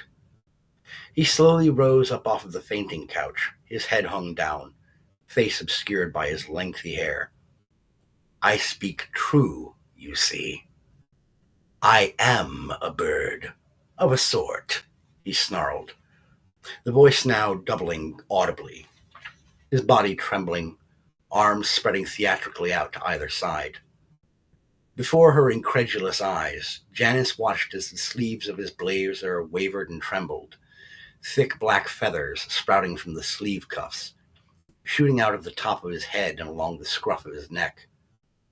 His nose, pointed down toward the floor, began to issue a sound as of something brittle breaking like sidewalk chalk, and the room filled with an overpowering odor of cinnamon and rotted meat. She began staggering back away from this man thing, watching with her mouth hanging half open as the blazer and trousers rippled, taking on a new fit and pattern as of a checkerboard suit. As her back came into contact with the bookshelf behind her desk, Janice Height saw the previous Professor Len Corvus stand up straight, his head that of a raven with large, bloodshot human eyes, his feathered hands open wide, talon-bearing feet bare of footwear upon her office's carpeted floor. With a flick of its right wrist, the raven thing conjured a slim silver microphone, like those used on game shows, which flew out into its hand from an inner blazer pocket. You see, Dr. Height, said the raven thing in a light English accent, I am, in point of fact, a sort of bird. Well, it said, folding its arms over its chest, tapping the underside of its enormous beak thoughtfully, eyes once more half-lidded in a bemused expression. I suppose sort of is a rather loose terminology to use here, isn't it? She tried to muster up some sort of words, anything, a cry for help, but all that issued from her mouth was a kind of mewling moan. What's the matter, good doctor? Cat got your tongue? The raven thing asked, reaching behind its back and pulling up a calico cat held up by its tail, a bleeding human tongue held tight in its mouth. No matter, the bird thing said with a shrug, tossing the cat yowling aside. Did you enjoy meeting my little emissaries before, Dr. Height? It asked, taking one long, slow stride toward her. Your what? My emissaries, my messengers, said the bird thing, a too-wide smile full of needle-like teeth filling the gap between upper and lower portion of its beak. You know, the one from your bathroom that you initially mistook for the girl you helped get mutilated. And the serpent that, well, may as well have been representative of any of the phalluses that you encouraged to have lopped off of a perfectly healthy human boy. Those emissaries, you know. At first, she just shook her head, watching as spectral gray fog began rising up off of the floor, obscuring everything below the bird thing's knee level. She wasn't sure when the fog had cropped up exactly, but she was certain that this thing was the source of it. What are you? She managed to croak out, as it halted just a few feet away from her. I'm so glad you asked, particularly given your little jab when first we met on your balcony, said the raven thing, flashing that smile once more. You may call me Quoth, Dr. Hyde. Though, truthfully, you won't be calling me much of anything for very long, I should think. Nurses! Prep the patient for treatment, Quoth barked out, raising his microphone high overhead in a pose reminiscent of Freddie Mercury. From out of the fog to either side of her, the emissaries Quoth had referred to rose up, wrapping themselves around her arms, dragging Janice as she struggled and started screaming toward the fainting couch. As she was drawn nearer to it, she saw that it had been changed into a hospital gurney, the sort used in surgery theaters. The servants of Quoth threw her roughly down upon it, and when she tried to sit up, the mass of breast and uterine tissue struck her hard in the forehead, knocking her down to the gurney before lashing her in place with leather straps attached to the bed. As she tried to wiggle hard to either side rapidly, Quoth came striding up beside her, now dressed in the blue scrubs and white lab coat of a doctor of some sort, a surgical mask split absurdly over his beak. In his hands he held a patient's chart clipboard, flipping through pages. Even from her current position, Janice could see that there was no actual writing on the pages, but instead scribblings of some sort of arcane symbols and sigils. The clearest one, embossed on the underside of the clipboard, was a set of 4 hooked blue claws, joined along their rounded tops by a thick black horizontal line. Well, I can see here that we're all set to go for your treatment, Dr. Hyde, said Quoth, tossing the clipboard over his shoulder carelessly. Once again she heard the cat, now unseen, yowling in annoyance. The creature reached under the gurney where she could not see, and brought its feathered hand back up holding a large syringe, filled with some kind of neon green glowing fluid. Janice could practically feel the sickness radiating off of the needle, and her proximity to this creature set every nerve along her skin on end, as if it were madness and violence given a physical embodiment. This, you see, is Amelia's very own proprietary blend, Quoth said cheerily, twirling the hypodermic like a pen or pencil between his clawed fingers. A mix of every puberty blocker and artificial hormone replacement therapy drug that you've ever foisted upon your confused patients, Dr. Hyde, he said, leering down at her. Why are you doing this to me? She begged, feeling warmth spread through her undergarments and the gurney sheets as the dam of her terror broke entirely. Quoth's smile rapidly transformed into a scowl, the ridges over his 2 human bloodshot eyes curling down in a furrow. Because, good doctor, you forgot your oath, Quoth snarled, stabbing the end of the needle deep into her carotid artery.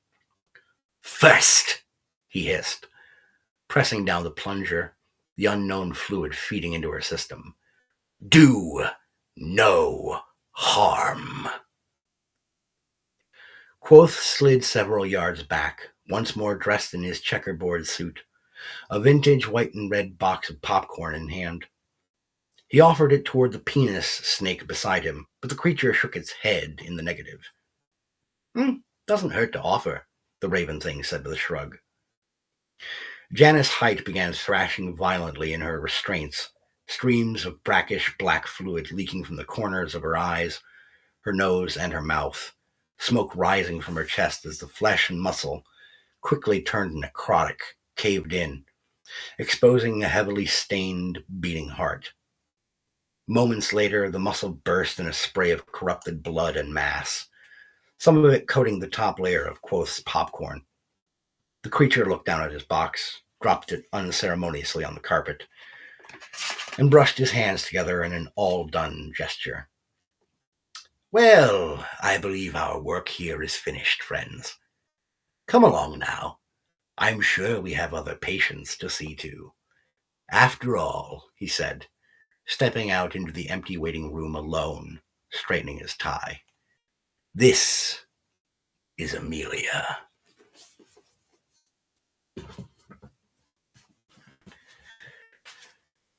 Thus concludes Do No Harm, the entry point in the collection, The Justice of Amelia, available for purchase at the link in the description below. I'm going to get caught up on the chat. Thank you, ladies and gentlemen. It isn't long, my pretty. It isn't long. Yes, LB Weaver. Lucian says to call back to what you called him earlier. That's twice that Quoth has beaten that P. You get the idea. Yeah. LB Weaver. Jesus Christ, now this is writing. Well, thank you, Weaver. Thank you, LB. And yes, do no harm. And Lucian is just like, I still say she got off easy, which is now not a spoiler. Correct. So that, yes.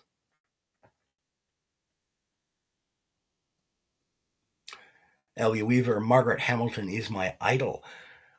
Margaret Hamilton, I do not know that name. I probably should, though, if you're mentioning it.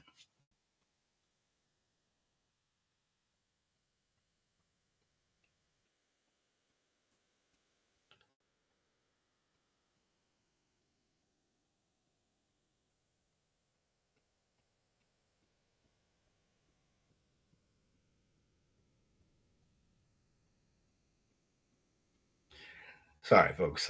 Just dealing with a quick message there. Just missing a whole lot of notifications and updates. Margaret Hamilton. I'm going to look that up. I feel like that's a name I should know.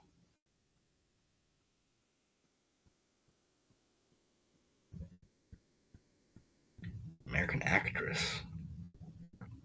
Oh, she played the Wicked Witch. Okay.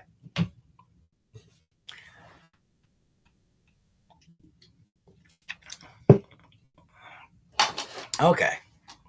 Played the Wicked Witch of the West. You know, there have been many times, because I love the original Wizard of Oz. As a child, I was terrified of the flying monkeys.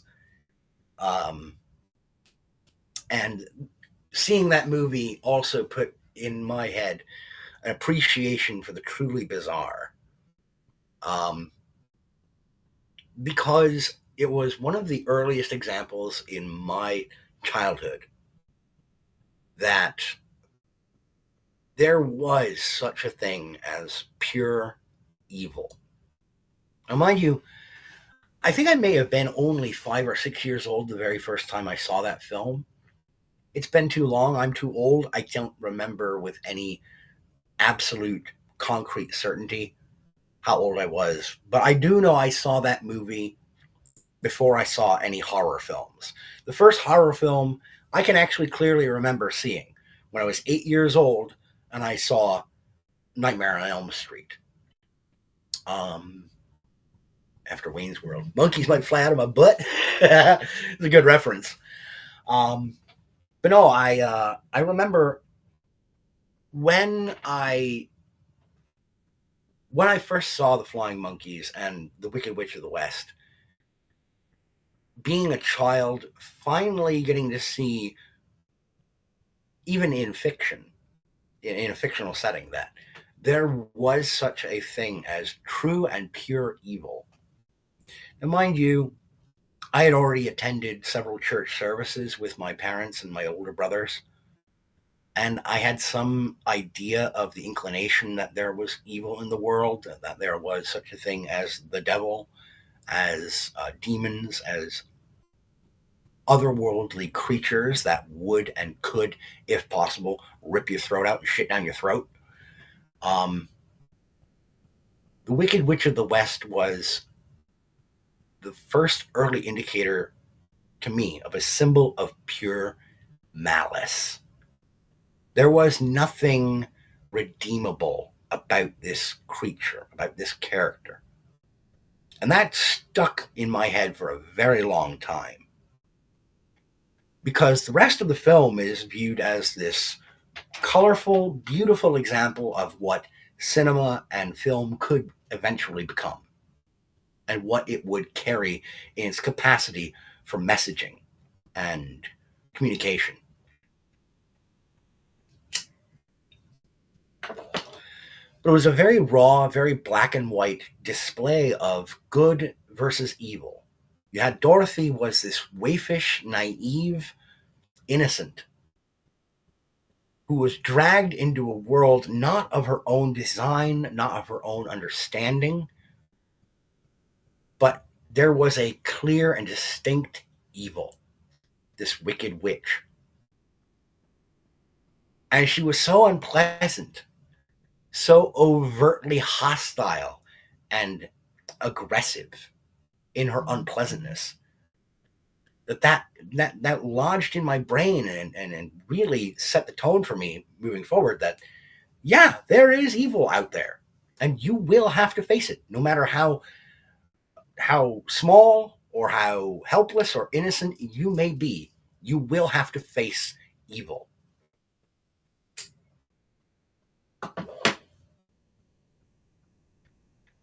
And I remember when I read the novel Wicked and the story of Elphaba,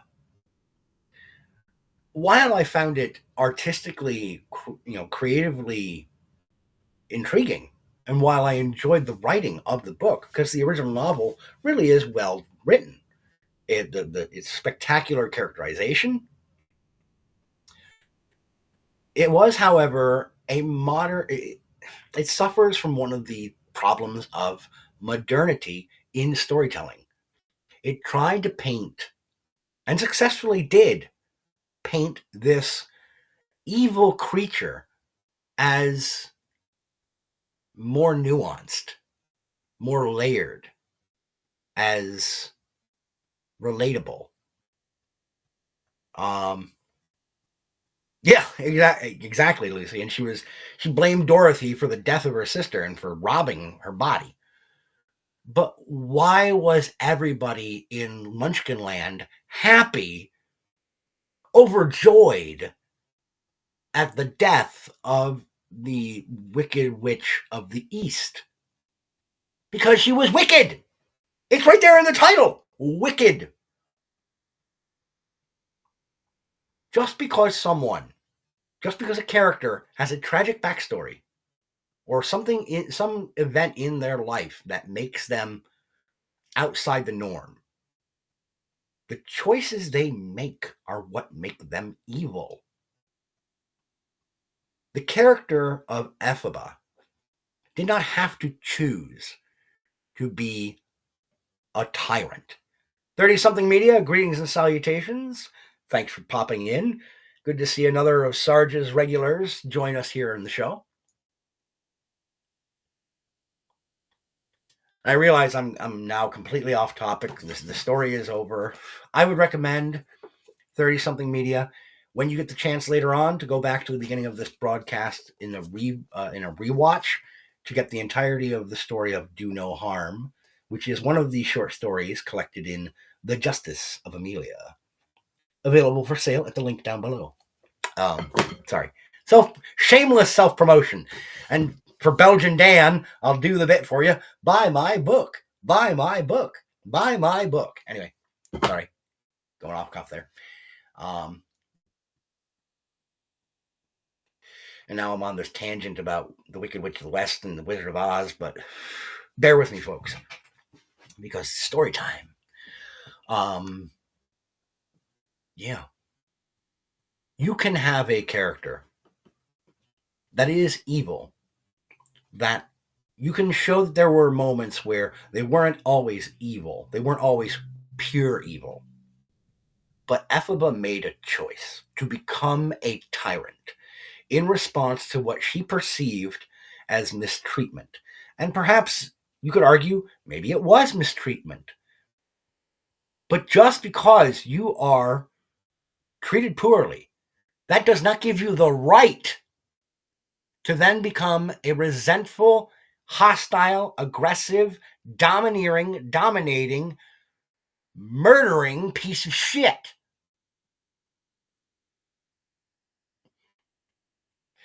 Yeah, Lucian, yeah. You guys have been pushing me to try and shill my material a little bit more, to be more of a salesman for my own material, to promote my own works. But yeah, I'm not a great salesman, not even for the material I produce. I've always been rather terrible at it. And that's largely down to I'm not a salesman, I'm a storyteller. I like to tell stories. Hence why I even decided to do this morning and share from this collection, which is available for sale at the link below. Buy my book. Anyway, sorry. That could get annoying, I'm sure. That could probably get overbearing. And I don't want to do that. So back to Ephaba, the Wicked Witch of the West. The Wicked Witch blamed Dorothy for the death of her sister. But something that Frank L. Baum in the original Oz books conveyed quietly, subtly. And this is the mark of a brilliant storyteller. He conveyed the notion, without being ham-fisted about it, that those who commit to the course of evil sow the seeds of their own destruction. That pure evil isn't necessarily stupid, but it is short-sighted, and always, without fail, provides the tools to those who would stand against that tyranny to result in its own downfall.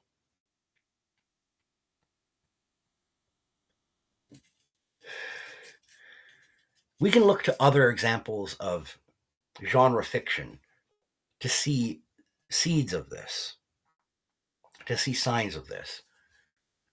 One of my favorite stories of all time is Alan Dean Foster's The Man Who Used the Universe. Now, I did a video, an in-depth video reviewing this book a little over a year ago, I believe. The seeds of Kees van Loo Macklin, the keys to his success were laid out for him to grasp a hold of and to utilize against the people who would domineer him by way of how the underworld of his planet were set up. He just had to survive and be clever enough to make use of those tools against people who did not have the best interests of mankind in mind.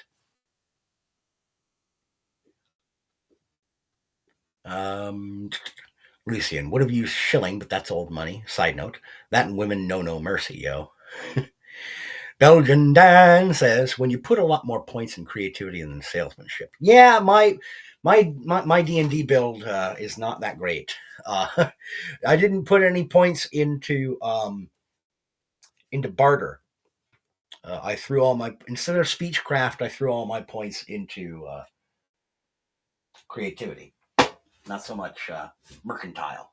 Mercantile, I think, is the name of the skill, actually. But anyway, streaming back to The Wicked Witch of the West, Seeds of Destruction. There is, I can't remember where it's from, but there's a quote that I love turning to. Evil is not stupid. It's short-sighted. And it will always turn in on itself. The Wicked Witch of the East, her death was celebrated by the people of Munchkinland, and they praised Dorothy as a hero. Why? Why do you think she was called the Wicked Witch of the East? She was a tyrant. She was a vicious, nasty creature who had been slaughtering munchkins and pushing them into object servitude and slavery. This is, again, something that who's going to defend her or stand up for her when she has a house land on her head? Now, yes, there's an element of deus ex machina there, the god in the machine, which is a terrible writing device, but given that it was employed so early on as a catalyst moment to propel the story forward. I mean, for God's sakes, people love the isekai genre. Guess what, motherfuckers? It's been around for a long time. Dorothy was your first isekai hero. Anime, ding! That's a Liza Schlesinger reference, if you don't get that. I advise you watch more Netflix. She's hilarious. I'm all over the goddamn place now. Now that I'm not focused, I'm spurting out in all directions. But I also do that usually near the end of my show. No, not nearly the first, but certainly a primary example in the modern era of narrative, especially when you consider film as a storytelling medium of the modern era. But yeah, the Wicked Witch of the West, she sowed the seeds of her own destruction as well.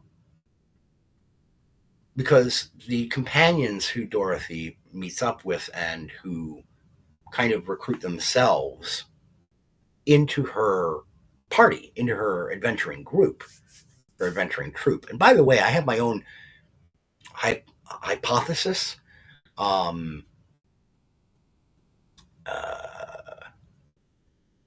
LA had no water.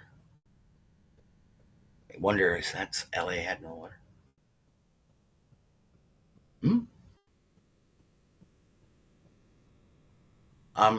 Okay. Wicked Witch of the West.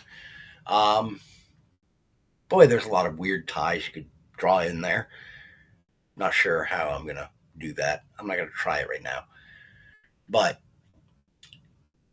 because she was so overbearing to the peoples of the realms of Oz, it wasn't hard for Dorothy to find companions who would be willing to accompany her on her quest. She picked up the Scarecrow, man without a brain. She picked up the Tin Woodsman, man without a heart. And she picked up the Cowardly Lion, a man with no courage. Yet they were all willing to set aside their own troubles, their own worries and foibles, to join her to go see the Wizard of Oz. Now, each of them had their own desire. Yeah, ding dong, the witch is dead. Witch, old witch, the wicked witch. They say the wicked witch. Anyway, their quest was not initially aimed at defeating the Wicked Witch of the West. They were going to accompany this young girl who came from another world because she was off to see the Wizard of Oz in hopes of being sent back home. She wanted no part of Oz's conflict. She just wanted to go home. She wanted to go back to where things made sense to her. But whenever an innocent is put in the path of some kind of overarching war like this, as was tearing the realms of Oz apart, they are invariably going to get sucked into that conflict. And because her house landed on the Wicked Witch's sister, another Wicked Witch, she was blamed for that death. So it was inevitable that she'd end up getting drawn into that conflict. And again, she wanted nothing to do with it. Neither did any of her companions.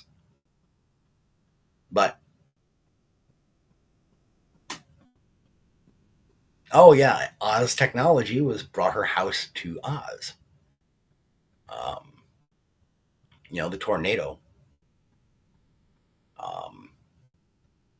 And by the way, Dan, How hilarious is it? Her name was Dorothy Gale, and it was a gale that brought her to Oz. Um, there's definitely some symbolism at play there in Frank L. Baum's imagination. What am I getting at? Overall, I'm getting at her group, her companions on their quest through Oz. They weren't initially trying to look for an end to the conflict. They were looking for their own selfish concerns. The Scarecrow wanted a brain for himself. The Tin Woodsman wanted a heart for himself. Courage, the lion wanted courage for himself. And Dorothy wanted to get home.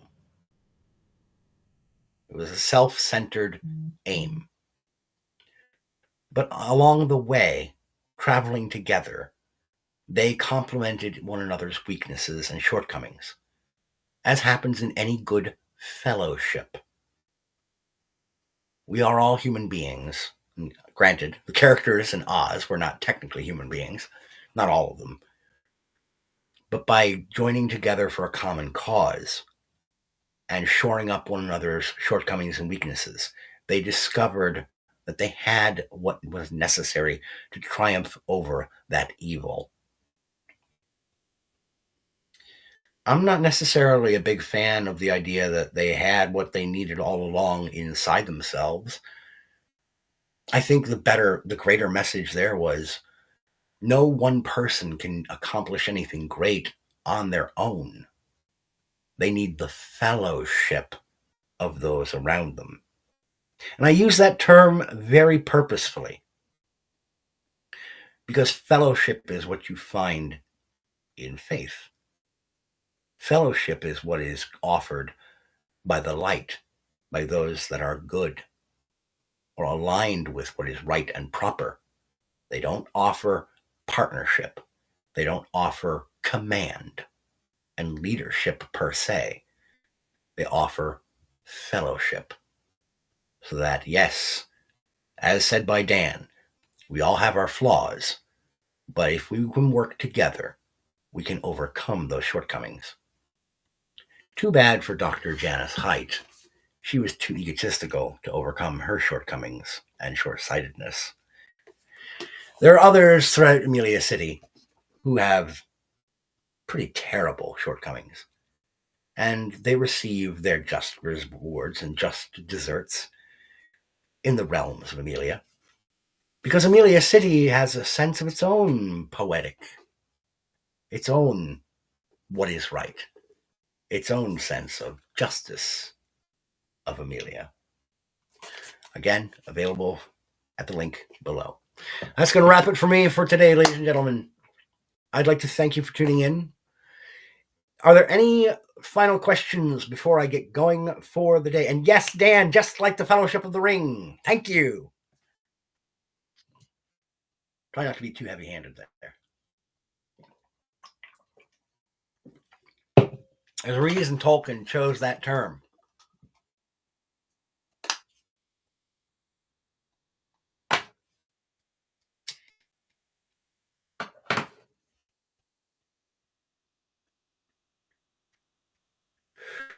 Astro Sweat. Thank you, Dan. Listen, folks. Dan has been a friend and viewer of mine since the halcyon days of Blog TV. Let's go back to how far long ago that was. Blog TV and early YouTube, pre the sale to Google. Dan has been a buddy of mine online since 2007 when I first hopped on YouTube before it got bought up by Google. Dan has always cheered me on. He's been a great cheerleader and supporter, and I love you for that, Dan. It is great to see you whenever you pop in.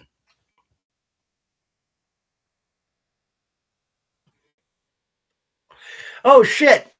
Astro Sweat says, I was a Blog TV veteran as well. Oh! Do you remember back in the good old days? That was back when I still lived in New York. That and Justin TV, which eventually became Twitch. Yep, there you go. I was never on Justin TV, but yeah, it's been a long time.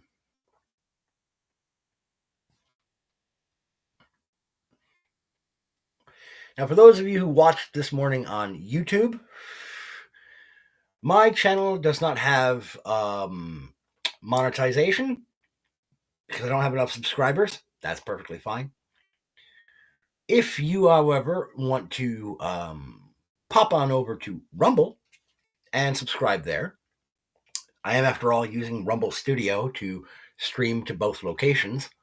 I always end up using blogs or Rumble Studio because I find it is infinitely easy and it user friendly, simple, and I'm not exactly very tech savvy. Technology, not my greatest thing. I'm much more of a bookish sort of fellow. I just tell stories. I'm not good with the programming or any of that stuff. So I stick to my wheelhouse. I tell my stories. I talk about bookish things and writing and publishing, and occasionally delve into some video games and some anime and things like that. I'm a nerd, so.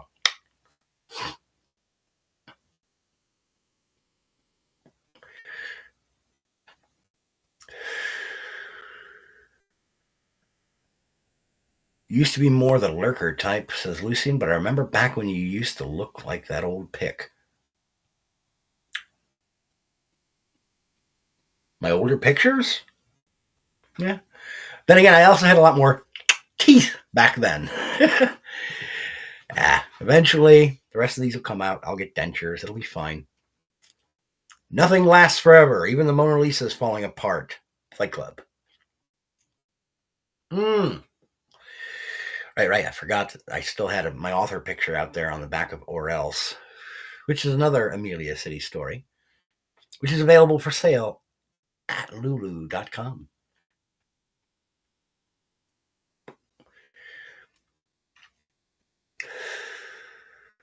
But yes.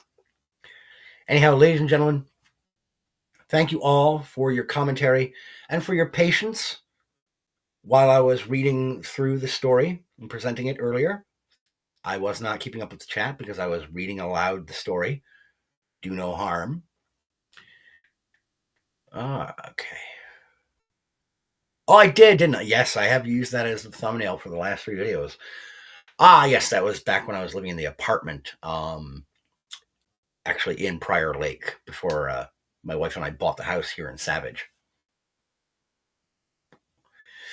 And yes, I'm aware, for those of you freaking out about OPSEC, like, why are you naming the places you lived and live? Because my real name is out there already. My name is Joshua T. Calkins-Treworgy. The T stands for Tyler. Joshua Tyler Calkins-Treworgy. I live in Savage, Minnesota, southern Minnesota. This is public knowledge. This has already been out there numerous times. I don't give a shit. I'm just a guy who tells stories and plays video games and has too many kids. One of whom should be up from her nap pretty shortly here because it's been 2 hours. And if she's not already awake, I need to get her up from her nap so that she will go to bed at an appropriate time tonight for my wife so that she doesn't get too nasty. Because she's just about 2 years old. And guess what? When a 2-year-old sleep schedule goes off kilter, they become, lovely as they are, cute as they are, nasty little toddlers. So, I leave you with that, ladies and gentlemen. Yeah, a savage in Savage. And it's fitting because I am a Philadelphia Eagles fan, and most of them are savages. But yeah, it's been out there for years. I don't worry about that shit.